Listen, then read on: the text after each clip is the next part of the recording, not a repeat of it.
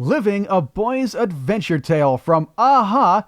That's on their Hunting High and Low album right here on Revenge of the 80s Radio. That album broke the band through as an international chart-busting success. With me now is the man who produced them and discovered the group. He's also set several other artists to tune, and you might be surprised about something else. John Ratcliff, welcome to the show. Hi there. Very happy to have you here. You've been on several sides of the music business, John.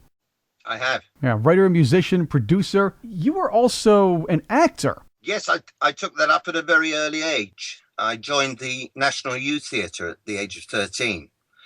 And for the next 6 years, I amassed a whole load of experience doing Shakespeare. This was all in the West End of London. And it was a bug that I'd had ever since I first saw a play. So the smell of the theatre has always excited me. And ever since that first day of stepping inside an auditorium. And I was very lucky to have a lead part in my last show with the National Youth Theatre. And I got spotted and went straight into a production of The Taming of the Shrew with Susan Hampshire, who is a very well-known actress in the UK and America, I believe. She starred in the Forsyte Saga, which was a huge success in America. John, you're well known for discovering Aha, and we're going to talk about that. But who discovered you as both an actor and a producer? Well, as a musician and songwriter, having trailed around and knocked on all the doors of the music business, I was lucky enough to get to see a guy who had, I call him Ears Ambrose, because Dave Ambrose, who was an A&R guy at EMI Music Publishing, listened to a couple of songs I'd written and then introduced me to his boss, who was Terry Slater, who later became my partner in management of Aha. And Terry and Dave said they wanted to sign me, and that started a long period with EMI Music and later EMI Records, who released my records when I was in a band called The Catch. Let's talk about The Catch. That was your band before you discovered Aha. It was. The interesting story with The Catch was that we were signed in a very big deal financially to EMI Records in 1980. And everything was set for us to be launched. And we worked with some great producers, Colin Thurston, who produced Human League and Duran Duran, and Chris Neal, who produced Sheena Easton and Mike and the Mechanics. Everything was set for us to be launched both in the UK and worldwide. And unfortunately for us, EMI Records won the bidding for Duran Duran. And they became the priority for EMI Records. And we got sidelined. And we did a lot of waiting around, a lot of recording, but it wasn't backed up by the record companies that we were with. Initially, we were with Atlantic Records. We signed to New York through Phil Carson, who was very much involved in Led Zeppelin. And unfortunately, because the deal was in America, when the record came out in the UK, although it was a record of the week and got played to death, it was called Ghosts of My Past. The track was literally on the radio, every station 4 or 5 times a day. Everyone loved it, but you couldn't buy it in the shops. And it was before digital downloads had ever been thought of. And so it didn't actually become the success it deserved to. So you were sort of an on-air success, and you were on the way to being a financial, or I should say commercial success. It evaporated. Why didn't one of the suits say, hey, this song's doing very well on the air, people want to hear it, let's print the records anyway? Because when we moved to EMI Records, our manager, who was Terry Slater, who, as I said before, Aha fans will know as my partner with the management of Aha, Terry Slater became the head of A&R of EMI Records, and at the same time, he was managing us. So he was in a very, very difficult position to actually say, hey, we've got to concentrate on this band, simply because behind the scenes, nobody knew at EMI Records. He was also our manager. You can imagine the conflict of interest. Yeah, that could be a little tough on him too, I suppose. It was very difficult. Yeah, I know he felt very awkward for for the band, and it did really test our relationship. And to be honest, as EMI Records just weren't doing, they were putting out singles for us, but we never had our album released, although it is now available. It's been re-released and is available on iTunes and Amazon, called The Catch. And all the songs that we did in those days are now available and can be heard probably for the first time for most people. And maybe for others, the second, third, or 35th time if they heard it on the radio in the UK back when you released the song. Exactly. With me is John Ratcliff, musician, actor, producer, writer, director extraordinaire. He has done everything. He's best known for discovering a-ha. Let's talk about a-ha. How did you find these guys? In 1983, I got a phone call from a guy with a very strange sounding voice. I realized he wasn't English, and his English was pretty good. I could understand everything he said, but it was a weird accent. And he said he was from Oslo in Norway. I was talking to Paul Wachter, whose name was Paul Wachter Gamst in those days. And he rang me up, and as a commercial studio, which I ran, he wanted to talk about coming over and doing some demos. And he said he wanted to do 4 or 5 tracks, and they'd like to spend a couple of weeks in the studio, which seemed, ample time. And I said, fine. I put some dates to him, which he said were fine. And I also was a little bit dubious because it seemed odd that someone would come all this way to do demos, good as my studio was. And I said, well, you'll have to send a deposit check of 50 quid, £50. And I put the phone down, and I was thinking that maybe this was another rival studio trying to foul my books up, my calendar, if you like. And I was very surprised when 3 days later, an envelope came through the door with an Oslo postmark, and inside it was the deposit. And lo and behold, 2 weeks later, these 3 guys knocked on the door, came in, were very chatty. They were absolutely charming. They looked obviously fantastic.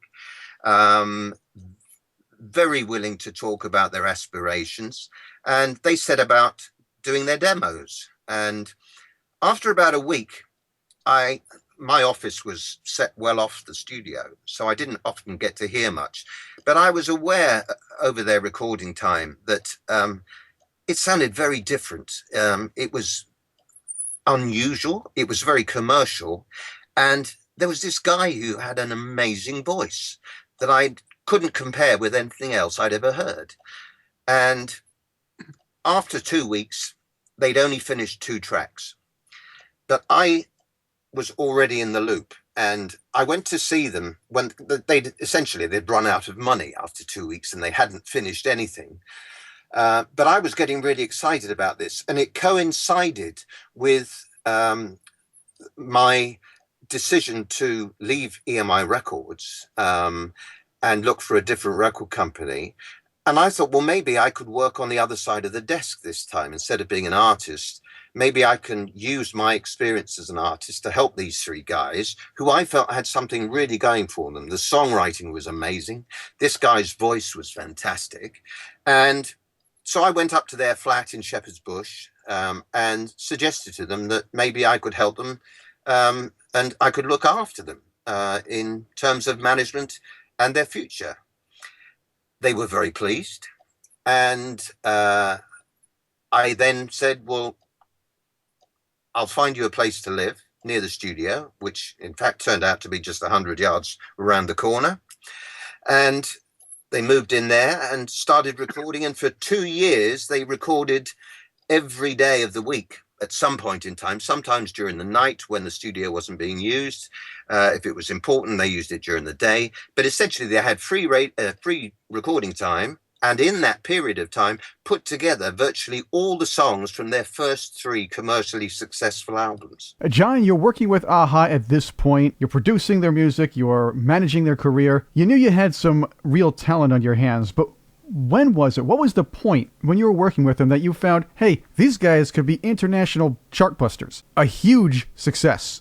To be honest, it was the moment they walked into my office before I'd heard anything. I guess they looked that good, huh? They looked good and they had massive charisma. And it was at a time in the business when our studio was inundated with punk bands and post-punk bands. And it was like a breath of fresh air when they came into my life.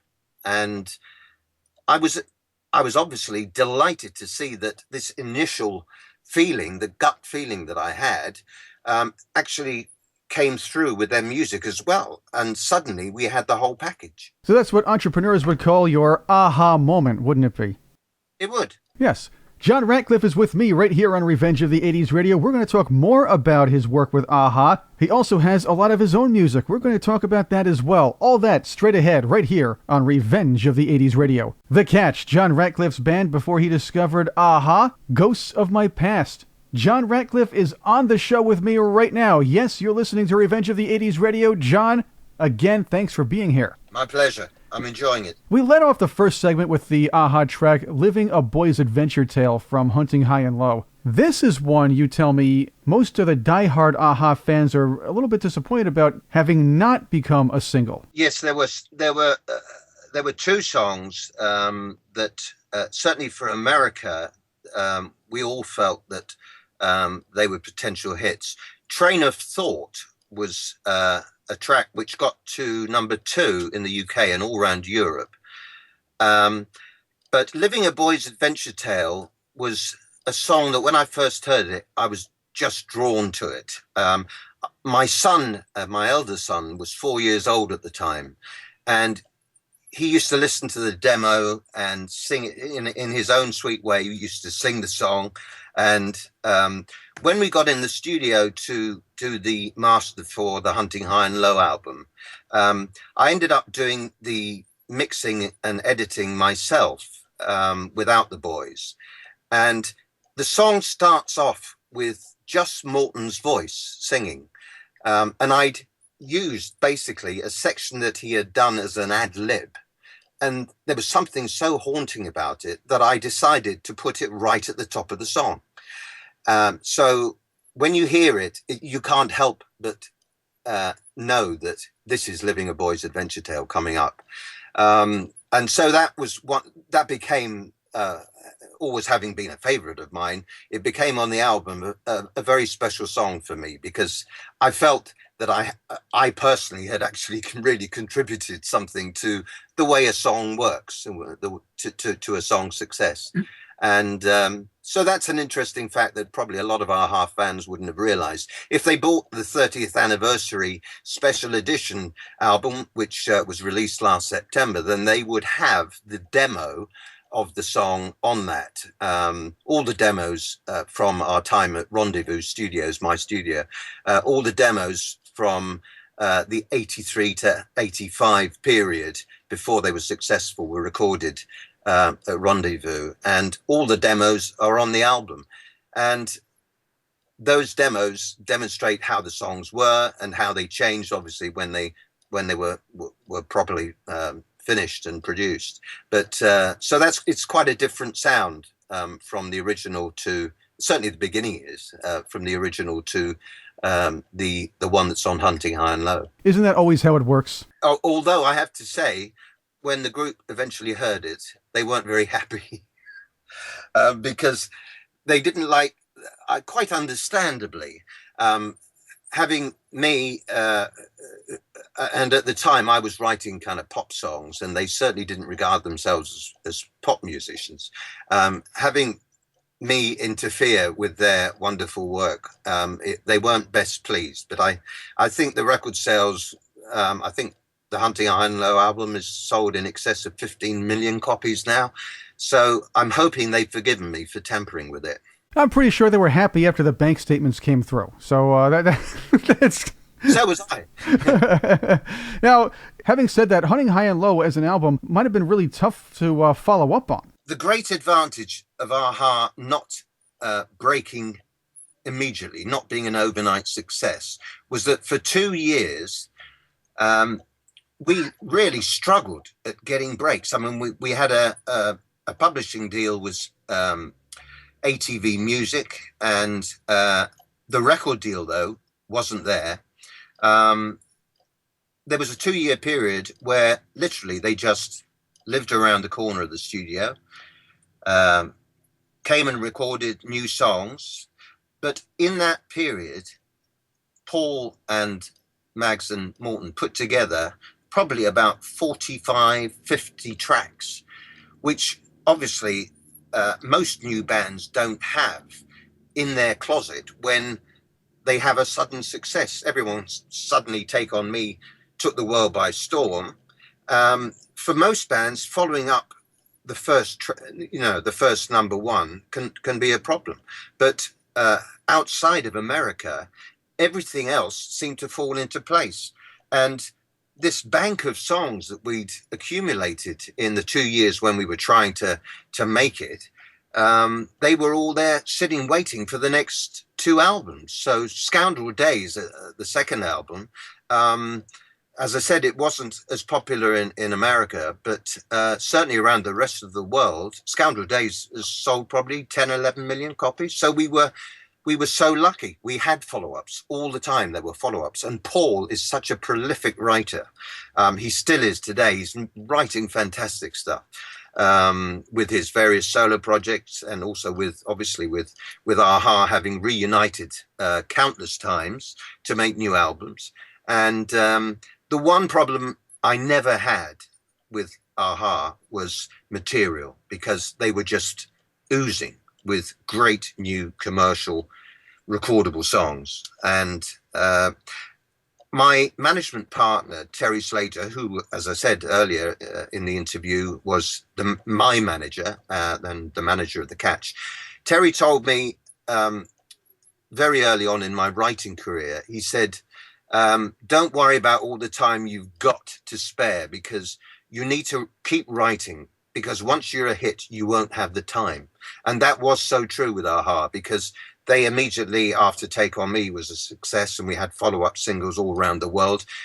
Aha were obviously immediately scheduled for a world tour, and it was so great that we had all these songs from the 83 to 85 years. John Ratcliff, producer, musician extraordinaire, is with me on Revenge of the 80s Radio. Now, let's say you didn't work out with the music thing and Aha didn't knock on the door. I'm sure there was a chance you could have gone into athletics as well, because a lot of your fans might not know that you were a double-decathlete. I was. I started off in my life.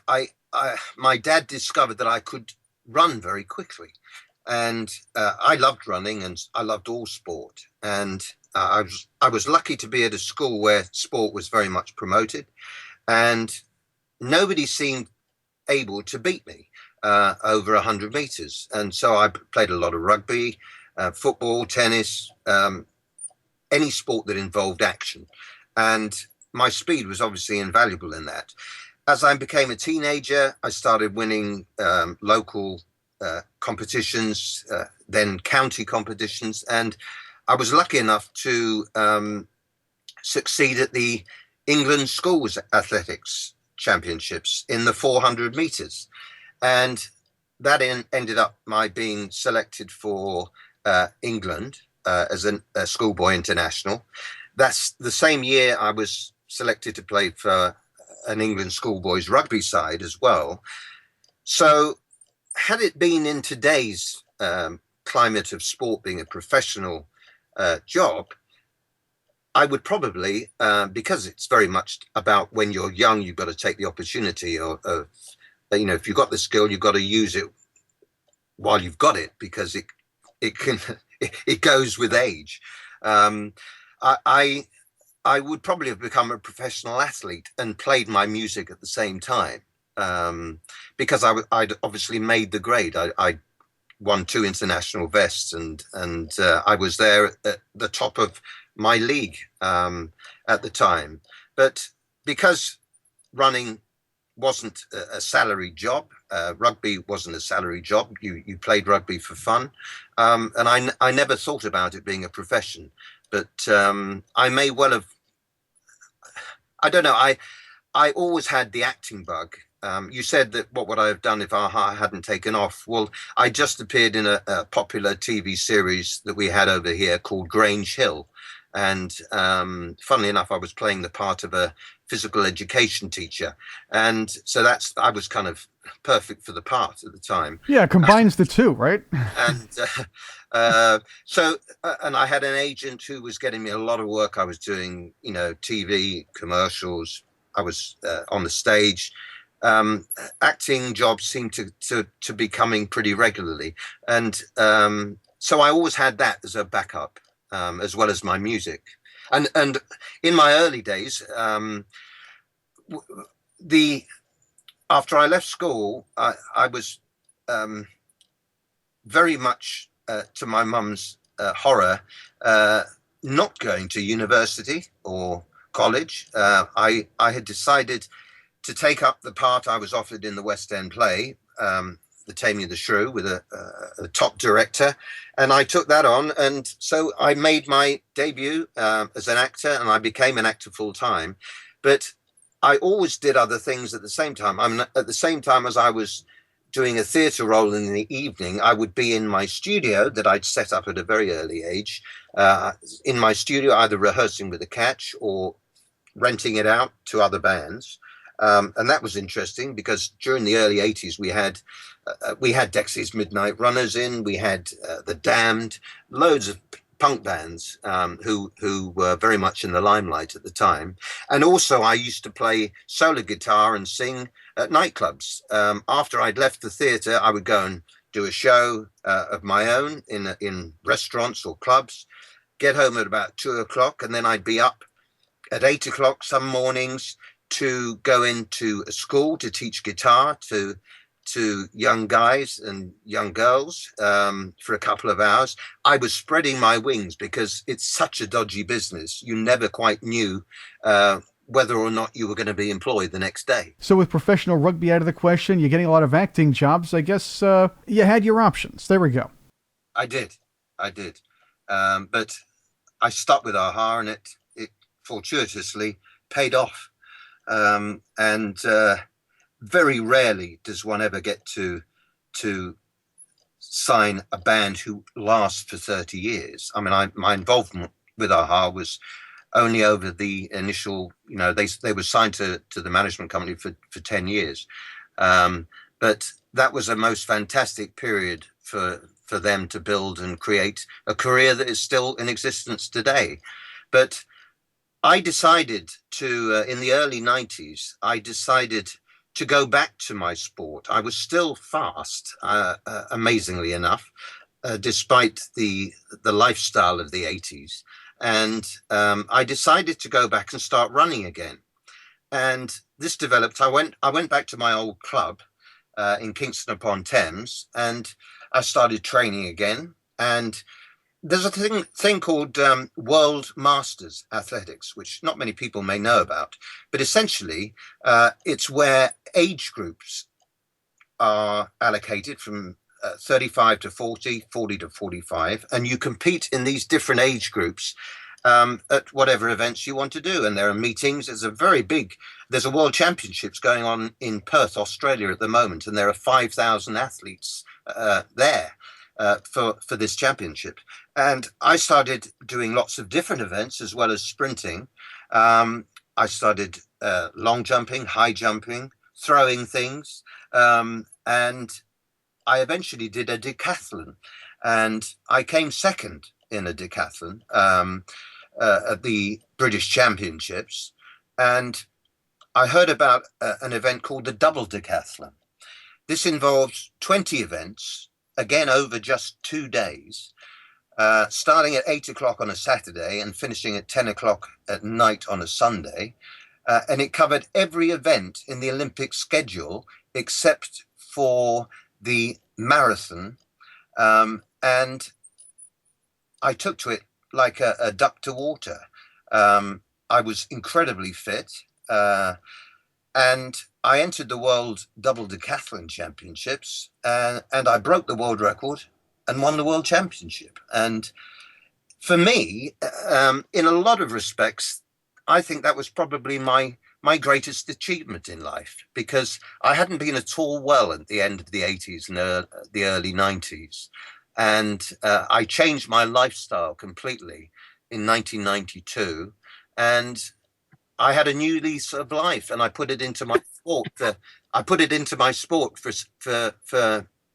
several years, and it paid off there too. And as I said, I feel one of my greatest achievements was to actually become a world champion at the age of 45. John Ratcliff is with me here on Revenge of the 80s Radio. Let's fast forward to today, though. You still record music. You have a new album in the works. You just released one in 2015. You also have a CD based on meditation. I do. This was something I picked up with my lifestyle changes. Meditation was something that didn't attract me. The idea of just sitting on the floor and no physical activity involved. It was all mental. That didn't really appeal to me. But I discovered, certainly in my lifestyle changes, that meditation could be very useful. And I'd heard a lot of meditation tapes, and I thought the single voice on its own is great, but wouldn't it be nice to have some atmospheric music that accompanied that voice? And so it was a major project. It took me 3 months to record, but I wrote my own syllabus, if you like, for 8 different lessons, 8 different teaching lessons, and recorded music with it. It's well over an hour long, the whole CD, but that's available on iTunes and Amazon. Mindful Meditation, it's called, and people might be interested to listen to that. There are samples to listen to on my websites and on iTunes and Amazon. And you do tend to span some genres too with your other albums, like 2015's Test of Time. Yes, essentially, I suffered a physical problem in the year 2000, which was the year that I'd won the World Double Decathlon. I played in a very minor football match, and my speed off the mark, I think, was annoying my opposite number. And essentially, on my way through his tackle, this guy broke my kneecap in half. And I was told by the doctors immediately afterwards that I would never be able to walk properly again, let alone run. I, in fact, proved them wrong, because I did compete again 5 years later. But this whole episode of being stuck with my leg in plaster made me think that I ought to start writing songs again. And this is what I did in 2000. And between 2000 and 2015, I accumulated many songs that sometimes were just demo recordings, but there was the odd master thrown in. And I felt last year that it would be great to put all those out. I was already working on my current album, but I wanted to put out the work that I'd done over the previous 15 years. And I felt the songs were strong enough. And so I put together an album called Test of Time, with all these songs that I'd written, some of them when my leg was in plaster, but others as I was recovering again and getting back into music. So I did have a break from music altogether, really. And I'm so pleased I've got back into it, because certainly with my songwriting and singing, I think they've developed over the years and are better now than ever. And you can find this album, you can find the Catch's album as well, and other projects from John Ratcliff at justjrproductions.com. That's justjrproductions.com. You do a great deal, John, to raise awareness and help find a cure for Alzheimer's disease, something that hit close to home. It is very close to home. My mother has Alzheimer's and vascular dementia, and this was diagnosed properly 3 years ago. And it's been a very difficult period of time. She's physically very fit, but mentally, her overall awareness and abilities have really dramatically declined. And when I went to see her, she's in a care home now that she has to be there because of her needs medically are something that she needs 24-hour care. When I went to see her in her care home,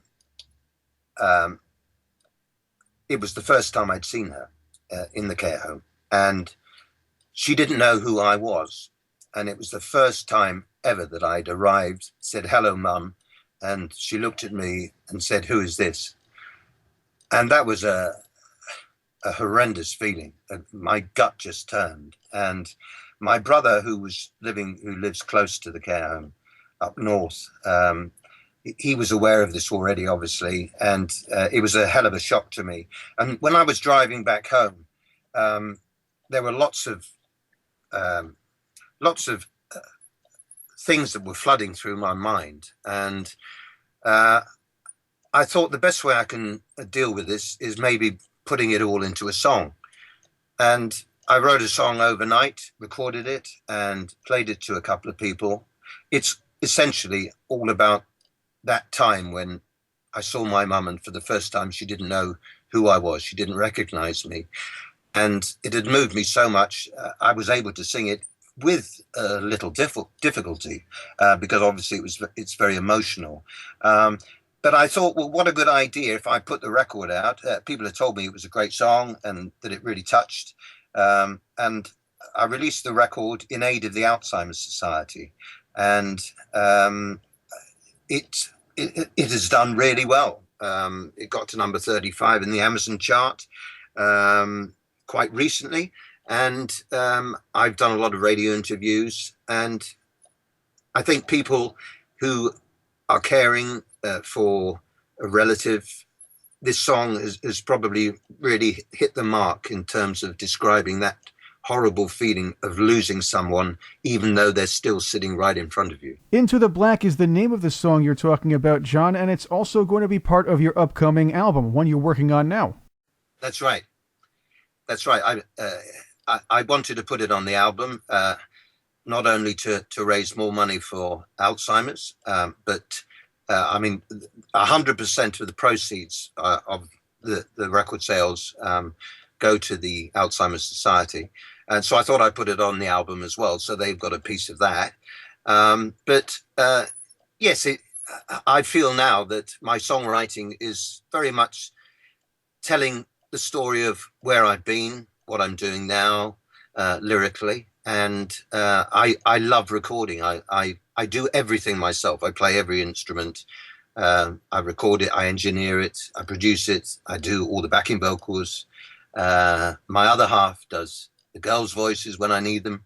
But it's very much an in-house affair. And the songs are very close to my heart. And I'm really looking forward to releasing the new album, probably about spring next year. It doesn't have a title yet, though. That's okay. You can worry about that a little bit later on. You can find Into the Black and, as I said, other recent music right on John Ratcliff's production company's website, justjrproductions.com. John Ratcliff, thank you again for coming on with us on Revenge of the 80s Radio. My pleasure. Also, by the way, all this music that we've talked about is available on iTunes and Amazon right now. Let's play that song we just discussed, Into the Black, right here from John Ratcliff, new on Revenge of the 80s Radio.